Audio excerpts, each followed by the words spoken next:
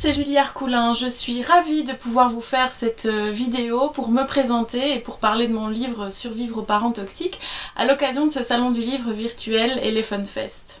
Donc d'abord quelques mots pour me présenter puisqu'on ne se connaît pas encore. Je suis Julie Arcoulin. Ça va faire 10 ans, non ça fait 10 ans, ça fait peut-être même 11 ans que je travaille dans le développement personnel et ça fait 7 ans à peu près que je me suis spécialisée dans les victimes d'emprise et donc dans les victimes de pervers narcissiques.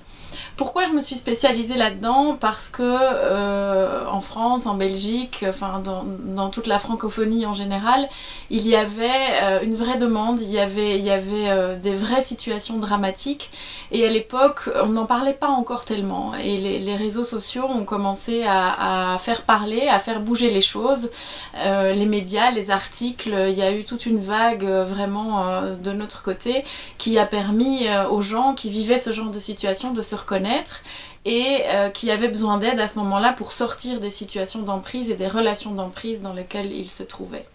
Je reçois en consultation individuelle évidemment et j'organise aussi des conférences, la plupart du temps sur les sujets de pervers narcissiques et d'emprise.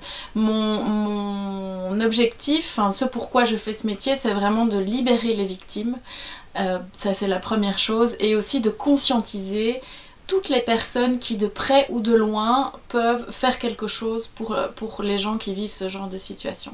Je pense aux thérapeutes en général, je pense à toutes celles et ceux qui travaillent dans la justice, dans le monde judiciaire, je pense à la police, je pense aux assistants sociaux, je pense aux profs dans les écoles qui sont des acteurs importants souvent dans la vie des enfants. Je pense vraiment à tous ces gens qui de près ou de loin ont des contacts avec les victimes et qui peuvent les aider. C'est pour ça aussi que j'ai écrit ce livre Survivre aux parents toxiques qui est donc maintenant disponible en Roumanie, édité aux éditions Philobia. Je suis très heureuse de cette traduction, je suis très heureuse de savoir aussi que Philobia a dédié toute une collection en fait au phénomène de l'emprise et des pervers narcissiques parce qu'il est temps.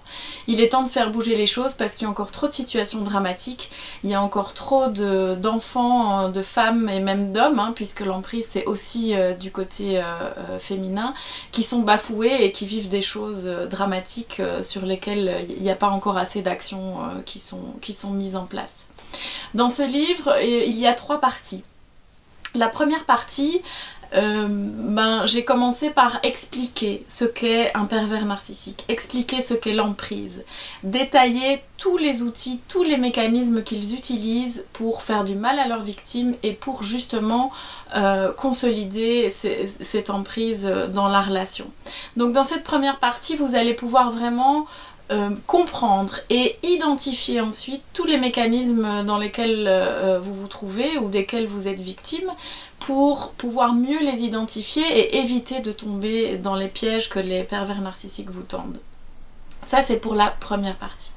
La deuxième partie, elle est vraiment consacrée aux victimes, donc aux enfants qui ont eu ou qui ont un parent pervers narcissique et à ce que ça a comme impact sur eux. Donc dans la deuxième partie, je détaille les caractéristiques des enfants de pervers narcissiques, les impacts sur leur vie d'adultes.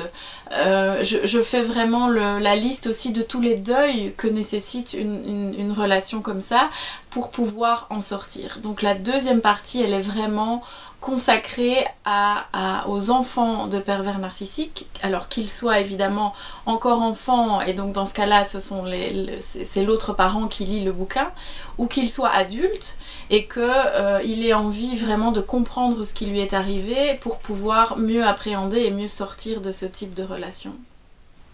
Et pouvoir à un moment rompre les contacts avec ce parent extrêmement dangereux et extrêmement toxique. Donc la deuxième partie, ce sont vraiment des clés et des outils pour se comprendre soi quand on a été victime.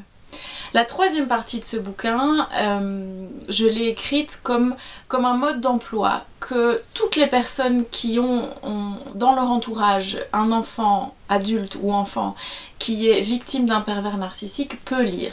Parce que dans cette partie, je donne vraiment des clés et des outils pour aider la personne à sortir de l'emprise. Et je vais vous donner déjà quelques clés dans cette petite vidéo. Donc la troisième partie, elle est vraiment dédiée à l'autre parent ou à tous les gens qui sont dans l'entourage d'une victime de pervers narcissique. Parce qu'il y a des choses à faire au quotidien avec les enfants ou même vous en tant qu'adulte si vous êtes victime, il y a vraiment des choses à mettre en place concrètement au quotidien pour vous sortir de ce genre de relation. Je voulais aussi profiter de cette vidéo pour faire passer 3 messages. Le premier qui est très important pour moi et que je suis pas prête d'arrêter de répéter, c'est que aucune personne, aucun être humain sur cette terre n'a le droit d'en maltraiter un autre, et ce, quel que soit le type de relation qu'il a avec la personne. On ne maltraite pas quelqu'un, on ne le violente pas, on ne l'abuse pas, on ne le met pas sous emprise, on ne le manipule pas. Ce n'est pas acceptable. Et ça, c'est quelque chose qu'il est important de dire aux victimes parce que très souvent, elles se sentent obligées d'encaisser, elles se sentent obligées ou elles n'ont pas la conscience qu'elles peuvent sortir de ce type de relation et certainement quand il s'agit d'une emprise familiale avec un parent. Donc ça, c'est vraiment un message très important pour moi. Le deuxième message que j'avais envie de vous faire passer, c'est que les pervers narcissiques ont du pouvoir tant que vous leur en accordez. Ça veut dire tant que vous avez peur, tant que vous croyez qu'ils ont raison, tant que vous vous remettez en question vous-même, ils ont du pouvoir parce que vous leur en accordez. Donc une des façons de sortir de l'emprise, c'est d'arrêter de donner du pouvoir à l'autre et reprendre son esprit critique pour pouvoir sortir de ce type de relation. C'est d'ailleurs le troisième message qu'il est vraiment important pour moi de faire passer, c'est que l'esprit critique dans ce type de relation est fondamental. Donc éveillez votre esprit critique ou éveillez l'esprit critique de votre enfant si vous avez fait un enfant avec un pervers narcissique, c'est pour moi la façon de le sauver. D'accord ? Alors, comment on éveille l'esprit critique chez un enfant, même déjà très petit, hein, on peut commencer très tôt, très petit, enfin tout de suite en fait, dès la naissance on peut commencer et en tant qu'adulte, il n'est jamais trop tard non plus pour éveiller son esprit critique parce que éveiller l'esprit critique c'est une façon de récupérer de l'espace mental. Donc c'est une façon de mettre le pervers narcissique dehors parce que le pervers narcissique, qu'est-ce qu'il veut ? Il veut occuper le plus d'espace possible, l'espace mental, l'espace privé, l'espace professionnel, l'espace financier, l'espace familial, l'espace amical. Il veut mettre tout ça sous son contrôle. Et l'esprit critique, c'est ce qui va sauver les enfants et vous sauver vous si vous êtes dans cette situation. Comment on éveille l'esprit critique ? En posant des questions. Donc,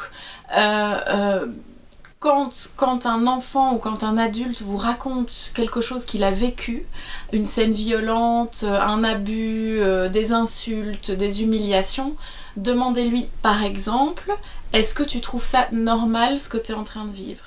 Ou une autre question, est-ce que tu trouves que c'est le genre de relation que tu veux avoir ? Est-ce que c'est ce genre de relation que tu veux avoir ? Une autre question qui marche très bien aussi, c'est par exemple, si moi je te racontais cette histoire, qu'est-ce que tu me dirais ? Vous voyez, ça permet à la victime de se détacher un peu, de ne pas avoir le nez dans le guidon et de se rendre compte qu'en fait ce qu'il est en train de vivre ou ce qu'elle est en train de vivre n'est absolument pas acceptable.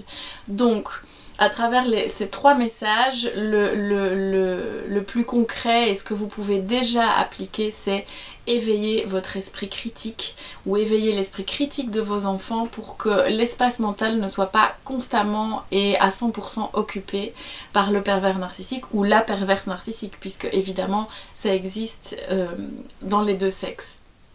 Voilà pour cette petite vidéo où j'avais envie de vous parler de ce livre et de ce que vous pouvez y trouver dedans. Il s'adresse vraiment à tout le monde, certainement aux victimes, certainement aux parents qui ont fait un enfant avec un pervers narcissique et à tous ceux qui de près ou de loin sont en contact avec ce type de personnes pour les aider et pour être au clair aussi avec les mécanismes pour pouvoir les repérer.